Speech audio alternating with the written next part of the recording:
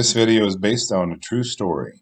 These stories are based on real-life incidents. Please respect the family and friends of individuals featured on this channel. Remember to be courteous in your comments. Many details of these true stories are gory and frightening. If you do not want to hear these types of details, please do not watch this video series. Don't forget to like and subscribe.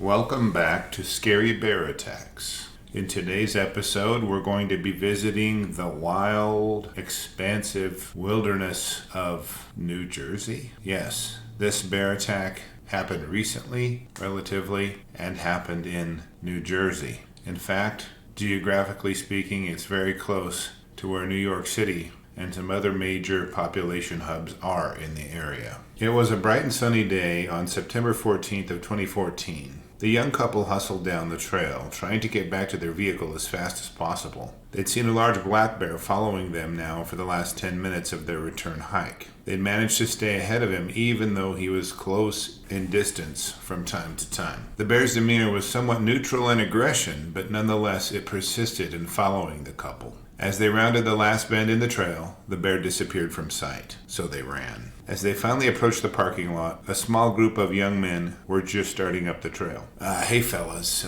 just wanted to let you know that we were just followed by a big black bear for quite a while down the trail. I wouldn't go up there if I were you. The older man instructed the others. The new arrivals discussed it briefly and then thought of it as potentially an interesting facet of their adventure today. The Apshawa Preserve is a forested piece of land that is only 576 acres, dedicated to outdoor enthusiasts including hikers, bird watchers, and people who just want to get away for a minute. The park is located in Passaic County, near a small town called West Milford, New Jersey. The area is literally overrun with black bears. There are reported to be about 2,400 black bears residing in this part of New Jersey alone. Residents report sightings of black bears several times a week, and authorities can do nothing about it, or so they say. As Darsh and his 4 friends continued up the trail, they marveled at the scenery and enjoyed the fresh air being outside always brings. The young men needed a break from their studies and really enjoyed the exercise and fraternity of hiking together. Darsh was majoring in technology and informatics at prestigious Rutgers University. He was from Edison, New Jersey, and was in his final year of studies before he would graduate with his bachelor's degree. He had turned 22 years old in his latest birthday and was just starting to find his identity as a young man. As the group rounded the bend in the trail where the prior couple lost the bear, they could suddenly see it. The bear was about 300 feet away and was looking right at them. The men chatted amongst themselves and snapped a few photos of the bear, just as the bear started toward them. The bear was not charging. It was not growling or popping its jaws. It was simply walking slowly toward the group and not doing anything to be overly alarming to the group of young men. The bear was moving slightly faster than the group, and before they could really process it, the bear had closed to within about 100 feet. By the time the bear had closed to within about 15 feet of the group, it was then that they made a major mistake. They panicked and started running in all directions like a covey of quail being flushed from the brush. Darsh and his friends stayed close together and somehow gained the focus of the bear as it continued toward them. The bear focused exclusively on Darsh and only started stalking him somehow. The other 4 young men had now regrouped and were yelling and urging Darsh to get away.